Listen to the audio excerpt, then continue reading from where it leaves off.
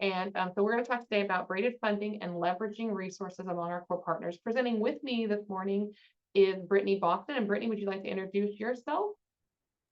Yes, good morning, everyone. Hopefully you can hear me okay. My name is Brittany Boston, and I am the Associate Director at ICSPS.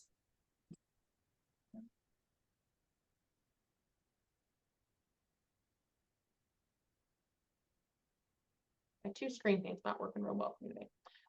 So Brittany has worked quite a bit with braided funding. I've worked quite a bit with braided funding. So let's just kind of get this party started here. And so the idea of braided funding is weaving together federal, state, and private funding streams. And when you look at funding streams, you're looking at that idea of what are their permissible uses of funds.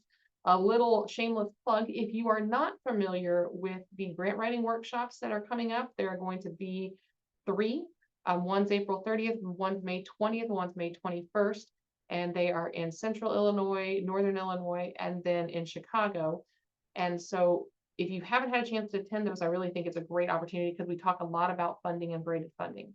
So the weaving together of federal, state, private funding streams, the development of funding strategies to support integrated pathways to student enrollment, and then really, what are some other things, and you can throw those in the chat, what are other things that you can do or can work with for braided funding? Hey, Amy, are you meaning to be sharing slides currently? Yeah, am I not?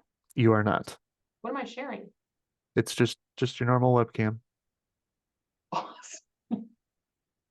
All right, I'm going to apologize now for the defunctory of everybody, or for me personally. So let's start this over again. And there we go. Now can you see my slides? Yes. Perfect. Thank you. And yeah, be sure you let me know when you can't see them. So braided funding and leveraging resources among core partners. Brittany and I are going to be presenting on this. Brittany has worked with early school leaver and career and technical education throughout her career. I've worked with all kinds of different funding streams around my career. And so we're going to talk a little bit about braided funding. When we talk about braided funding, what is braided funding? And really that's what we're going to talk about today.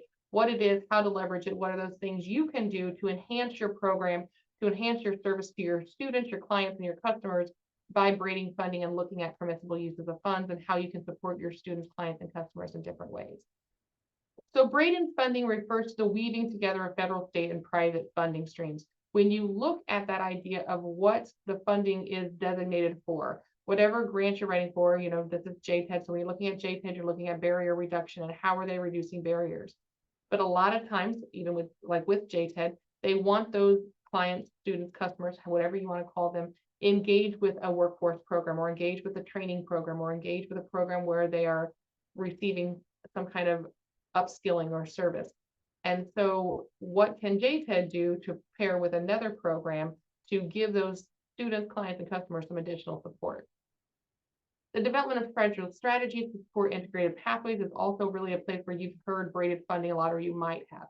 If you are not familiar with what Illinois calls the Integrated Career and Academic Preparation System, or ICAPS, we spend a lot of time in braided funding within that initiative and looking at how we can braid not only WIOA dollars with CTE dollars, or what we call Perkins dollars, and then with other dollars as well. So when we're looking at funding streams, there are different classifications for funding streams, and there are multiple year sources of funding, federal programs, state programs, and private dollars.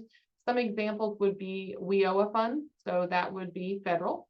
Perkins funds are federal. TANF is federal. Community service block grants, I believe those were state funded.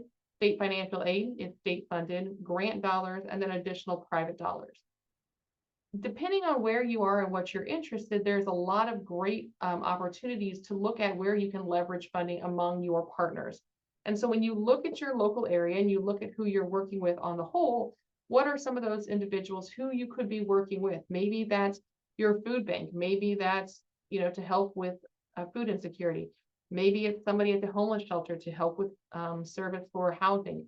Maybe you're looking at transportation, so you can work with, like if you're in the city of Chicago, there's a lot of individuals who work with the public transit system to provide cards, Metro cards, so they're able to travel around the city. I know that it's also very prevalent in other parts of the state. Parkland or the Champaign area has a lot of great work that they're doing through their workforce development system and the public transit system. So you're looking at ways in which you can braid funding to help students, clients, or customers best achieve their goals. Are we all clear on what braided funding is now? You all have your cameras off, so I'm just going to imagine your heads are all nodding and we're good. Yes? Great. So looking at some funding strategies and ways to create more funding opportunities independent of specific funding streams, including reducing costs, raising new revenue, or redirecting existing revenue. So some examples would be state funding allocations. There's a lot of grants and funds that have state funds attached to them. There's something called a federal match in a lot of cases where you have the federal funding coming in, and then there is a percentage, maybe it's 20, maybe it's 30% of your funds need to be a match. If any of you are out there in a community college setting, you're very familiar with this because a lot of the funds that come out of DOE, Department of Education, do have that state match for things. Fees and waivers. So that's a great example of how we can generate revenue through fees or reduce revenue through waivers. And that's a way to braid those funding as well. That's that gas card example, or that idea of the public transit. How do they work with CTA to have that relationship? Whereas if they're enrolled in our program, they then get a reduction in their or a free Metro card. Online technology to reduce costs. We are well in neck deep in online technology and how that has reduced costs in some situations after the COVID pandemic. And then tuition reimbursement, if you're looking at putting them in a training provider that does have a tuition cost. And let's think about what are some other funding strategies. So if you want to throw in the chat what are something that you do in your area, that would be fantastic. Any funding strategies that you have? Possibly a community organization you work with that provides funding? Everybody should be able to post in the chat, correct? Yes? Excellent.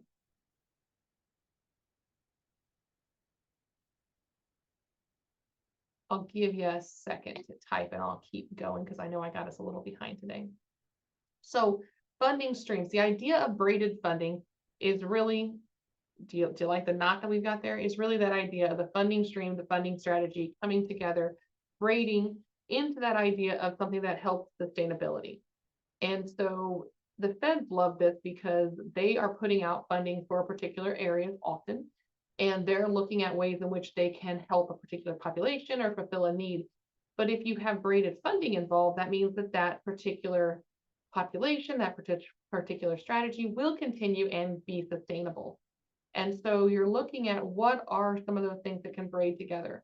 One of the examples that I really enjoy, or that I've worked a lot with, is if you're familiar with, and Brittany is, and I am as well, the Early School Leaver Program. So the Early School Leaver Program is a program within the state that is state dollars. However, the funding for that program is really designed to provide professional development and training and resources for the administrators and for the faculty to teach courses where they're looking at supporting individuals who have dropped out of the traditional high school system for whatever reason, are looking to attain their GED and also get some kind of certification from their community college or from their workforce partners. So when you look at that, you're like, great, but who helps the students? Aha, that's where you have that opportunity to braid funding. You have that opportunity to use WIOA dollars. You have that opportunity to use adult education dollars to braid funding to allow to pay for possibly their GED testing, possibly support. And then the other thing, if they are in or enrolled in a career and technical education program, as they move through there, you can also use your Perkins dollars to pay for such things as books and supplies. And depending on the career and technical education area, there's tons of supplies that are required, everything from steel-toed boots to the welding wicks. So those are ways in which you can better serve your client, customer, student. And I'm just going to say, I grew up in education, so I use the term student a lot. Everybody's a student. And better service and support them, and then using different funding streams. Is that sounding like a great idea? Sounding very clear? Again, if you guys have questions as I'm going through, please post those in the chat. So why is braided funding important? And really, we're going to talk a lot about, well, it's just awesome. That's why. No, that's not really why. But it's important because the reality is the reduction in federal funds and even private foundations will continue for the foreseeable future. So Right now, we're kind of in a time where there's a lot of funding coming out from the state and the federal government. Those of us who have been around a while know that that is kind of a peak and wane thing that happens. So you want to be able to have these robust and fantastic programs, not only sustain, but also be successful in those waning times. Performance-based funding will continue to be tied to funding outcomes. So you want your students, your clients, your customers to have success. So it doesn't do really anybody any good to have a program that doesn't have success for our students, our clients, our customers.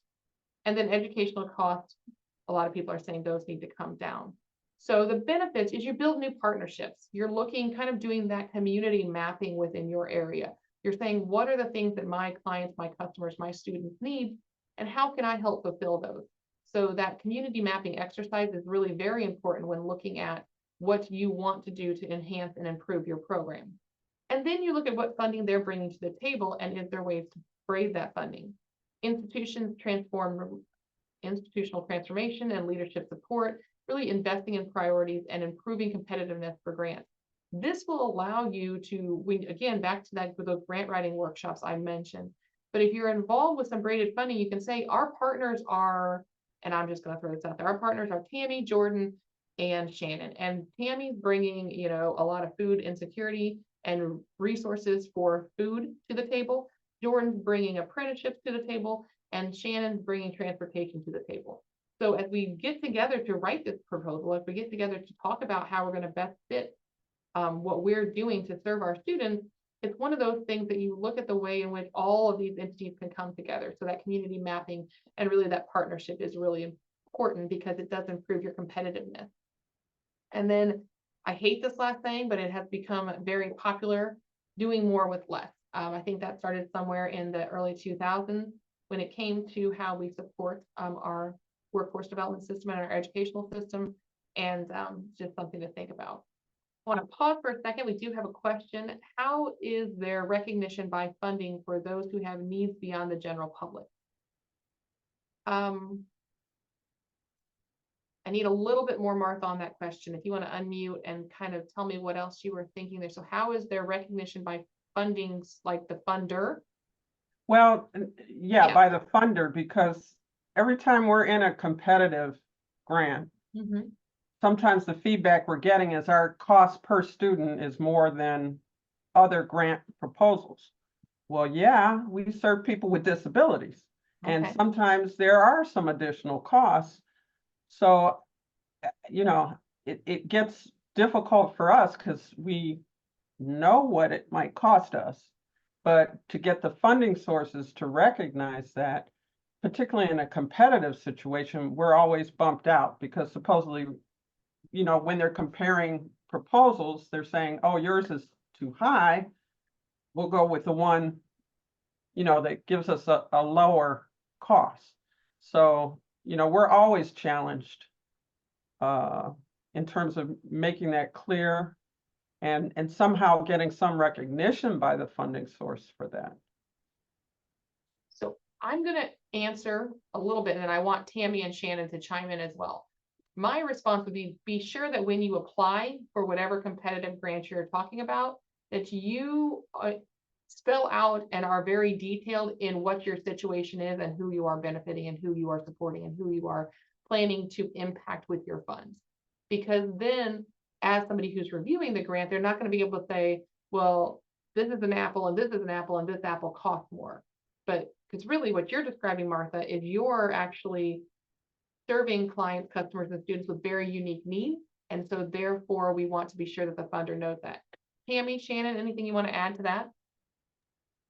Yeah, I agree. When you're in the NOFO, just like you said, identifying your specific costs, especially like if it's barrier reduction, if there's special services, accommodations that you need to make that cost money, that needs to be just identified. And once again, in identifying that population, a lot of times, you know, you look in the grant itself, you know, and some they have priority populations within the NOFO that they want to. So, you know, finding those that are, you know, want that priority population is helpful too. Thank you, Tammy. That's excellent. And again, if you haven't planned on attending those grant writing workshops, we cover a lot of that in there when talking about how to write an effective grant, how to have an effective or an application that's going to get recognized. And we will be at ISU on April 30th, and then we will be up at Moraine Valley on May 20th. And then Chicago is at Malcolm X on the 21st. There is also going to be an online training as well in late spring, early summer.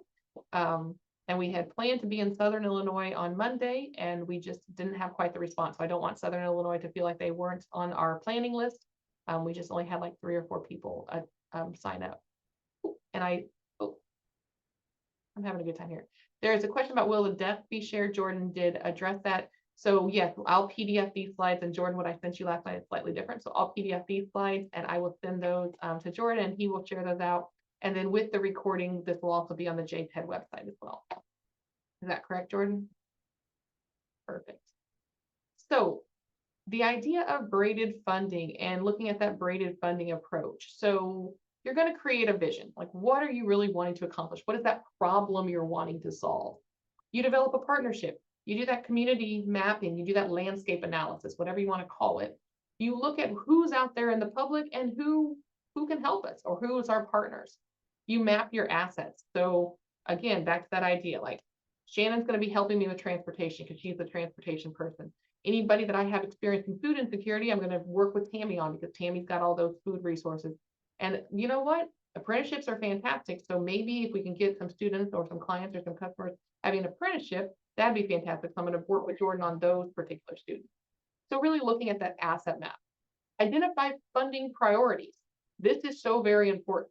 When you're writing a grant, back to Martha's point, you want to make sure that you're writing for the funds that are going to fill the need of what you are writing for. So if there's a grant application for apprenticeship and you're looking to fill a need on transportation, those don't really align. So you want to be sure that whatever you're applying for meets the need of what you're writing about. Because there's a lot of reviewers, there's a lot of people who are looking at what you submit. There are a lot of people who have this lovely rubric who are going through and saying, okay, we asked them to tell us how they're going to address food insecurity, and they're spending all their application talking about transportation. And those things don't really. So you have to connect the dots for the reviewers, because oftentimes, and this is really important, the reviewers are not people like Tammy and Shannon who know your programs inside and out. They're people who are brought in either from a national level or someone else in the state who's coming over and reading about your programs. And then develop that work plan. What are you going to do? How are you going to do it? Communicate and continued engagement. You don't want to just have it be like hey, this is what we're going to do, isn't it amazing? But you want to continually work with. So I would want to continually work with Jordan, Shannon, and Tammy about all the things that they can do to support my students and all the things that my students can do for them. And then evaluate and adjust. Maybe when we sit down in a year or 6 months, Jordan says, you know what, I have capacity for 6 more apprentices. You've only sent me 6 apprentices. I can double. I have so much more capacity. And Shannon might say, you know what, everybody's using the bus passes and the CTA passes, and no one really wants gas cards. So why don't we change the way our revenue is going and what we're doing? And Tammy might say, I have, students in this part of the local area are very engaged with food insecurity, but over here, not so much. So how, you want to continually evaluate and adjust to best serve your clients, your customers, and your students. So some examples. Common funding stream. So these are some ways that people have worked together in different areas around the state. So Title I Adult and Youth, working with Title II Adult Education Family Literacy, working with Title IV of the Division of Rehabilitation Service grants, Community Block grants, Perkins 5 grants. I apologize, the TAACCT funds I don't think are available any longer. And then additional funding. So looking at how you braid all of those in a single example to look at better serving your students. And as I said, we talked about like with the youth funds and the early school leaver funds and the adult ed funds, that was an example I've already given that I think was really speaks to how you can use those funding. Another way you can partner in braided funding would be your partnership with the nonprofits, which is kind of what we've been talking about here. If you pretend that Tammy and Shannon were nonprofits. And then Title I WIOA funds, Title IV Division of Rehabilitation funds, partnering in with Youth Build and maybe considering some tuition waivers and reimbursements from your community college partners, and then engaging with private foundations. There are several funding in opportunities within your community. Look around and see who's within your community. I personally sit here in Normal. And we have Rivian, who gives back to the community in different ways. We have State Farm, we have Country Insurance, but then we also have a slew of small businesses that are really anxious and benefit from the workforce development system. So they're wanting to work with us as well. So the caution there is don't just think you have to have, you know, a Rivian in your backyard. You want to also have, look at those small businesses as well. Tammy, Brittany, Shannon, anything I'm missing here? Anything you want to add to my examples?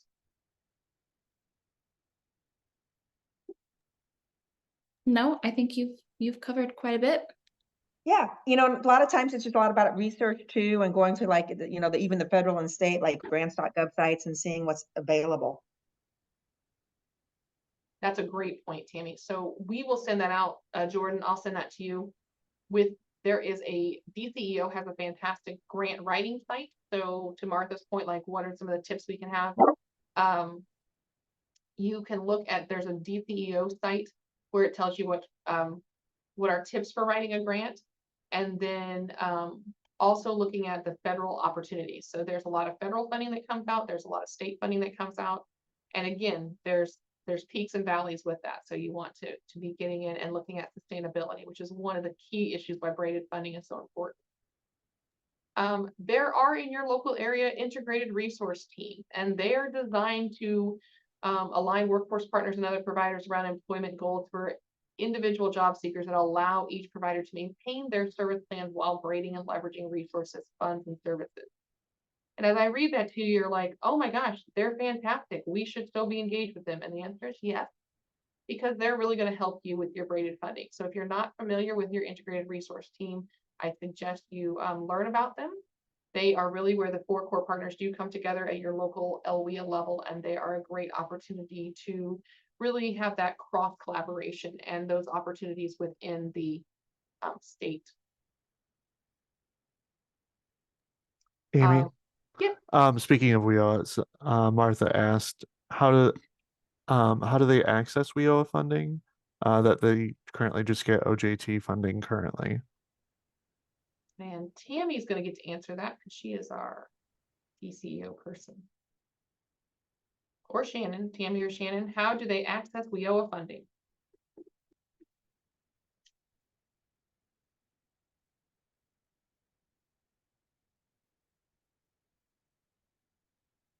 They might have stepped away. No, sorry about that. My dog barking behind me. No, actually, you had your thing on mute. You're fine either way. yeah, you have to work with your local workforce investment area because they are the providers of WIOA funding. If you are like a training provider, a lot of times you can get on our ETPL list, which is our eligible training provider list. And once again, you'd work through your local workforce investment area to do that. But yeah, so it is, once again, it's a partnership and a collaboration with the local workforce investment area. And then they are the ones that administer the funds in their area, and then they work with like education organizations, community-based organizations, a lot of different groups. So they're really good to collaborate with. And Martha, if you did get OJT funding, it would be some of those same individuals that you worked with to get that OJT funding, to look at what other areas you can support them with. And then if you're working with individuals with disabilities, you absolutely want to be sure you're connecting, or you could be, because I don't know you personally, you could be connected with your Title IV voc rehab individuals as well. And then Marcella said, if you are in Cook County, our WIOA funding comes through Chicago Cook Workforce Partnership. And Martha says she is a DRS provider, so that's excellent. Martha, what part of the state are you from, if you don't mind sharing? We promise not to knock on your door today. Chicago, okay. So I would say take that option that was just there from Marcella and really work with your Chicago, with the Chicago Cook Workforce Partnership.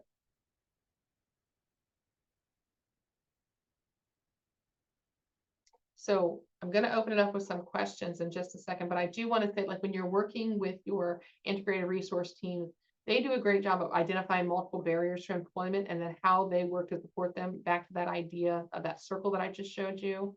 So the integrated resource team kind of walks through this whole process here.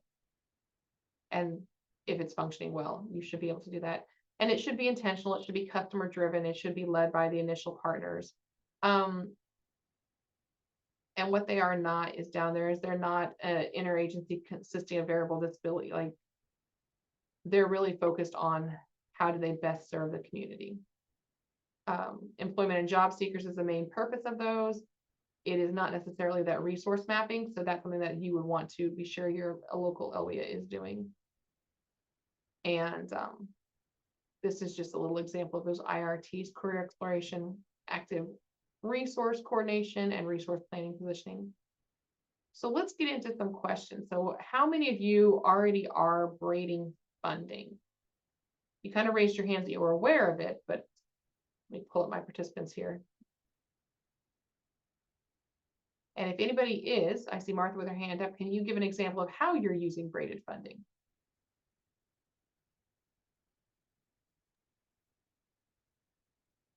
Well, particularly when the economy kind of flopped back in 2018, our agency, the Chicago Lighthouse, we moved away from government funding to private foundation funding. And so a lot of our programs, fortunately, oh, and we also have a social business enterprise, which feeds into our programs. So that's kind of a unique way that the Chicago Lighthouse was able to secure additional funding. Now, now we're trying to move back to government funding because we know that, like you said, it comes in waves. So, we're definitely looking for more government opportunities. Somebody asked, what is a social business enterprise? It's where it's a separate for-profit where we run various call centers, and the revenues that we earn from that call center goes back into services. So we're actually able to attract contracts knowing that they're hiring people with disabilities by doing so. And Martha, how did you get that established? Did you have somebody work with you to establish your social enterprise, or how did that come to fruition? Yeah, it happened back, like I said, when the market crashed back in 2018. And I mean, it was just foresight of our board, and certainly getting expertise from them in terms of how to set up a social business enterprise. We actually had it before that. Many of you may or may not know that the Chicago Lighthouse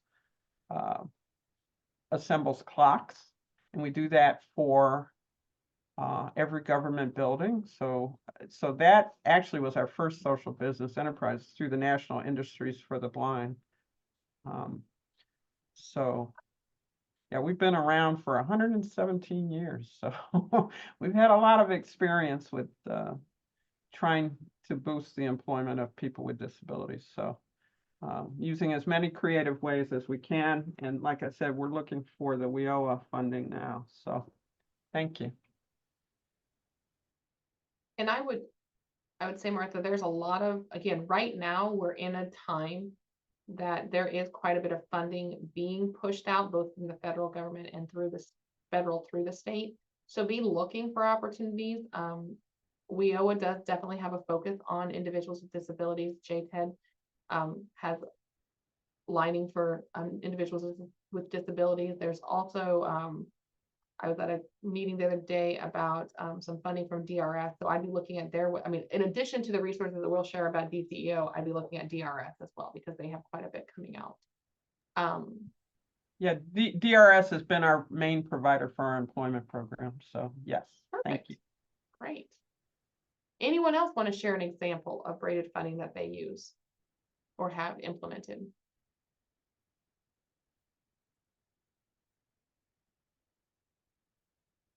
That idea of public and private partnerships, braiding with, because usually their funds are a little less restrictive.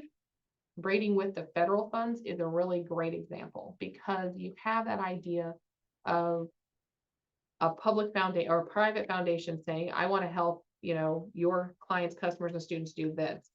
And then the federal grant is going to say, oh, well, if they're putting in that money, then we can help with this. and just alignment of those things and being sure that we're applying or you're applying for a grant that meets those area needs. Any other questions, comments? Was this helpful? Did I confuse you all? Be with my sporadic start there? I'm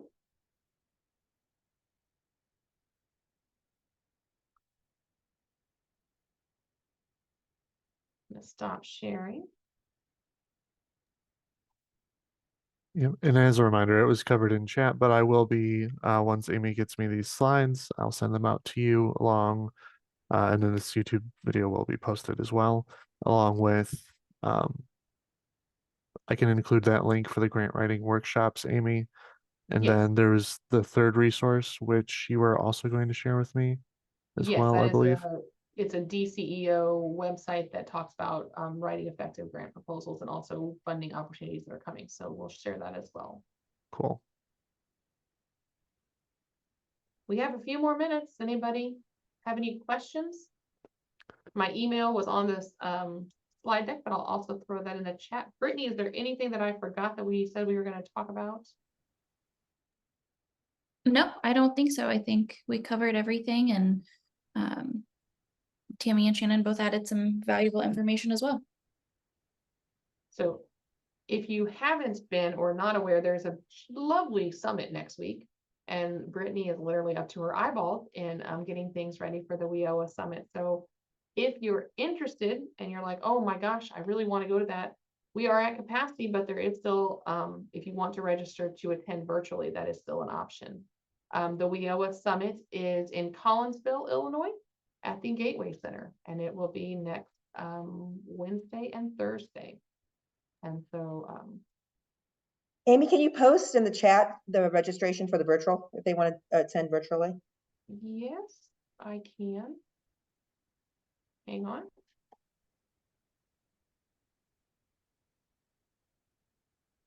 What I want to say is just Google WIOA Summit. No, I got it right here. In 30 seconds when, you know, when everything starts to go. There we go. So I will pop that in the chat. And yes, so all the general sessions will be live streamed if you attend virtually, and then 3 of the breakout sessions there. I don't want to say that in-person is awesome and a little bit better, but it is, because there's it also costs more. But we are at capacity. We're excited that we hit capacity yesterday. So if you are interested in attending virtually, then maybe next year coming in person, that'd be great. If you're already registered, I look forward to seeing you down there. I'll be running around all day, Tuesday, Wednesday, and Thursday. So any other questions? Claudia, Stacy, Angela, Lisa, any questions you have for us?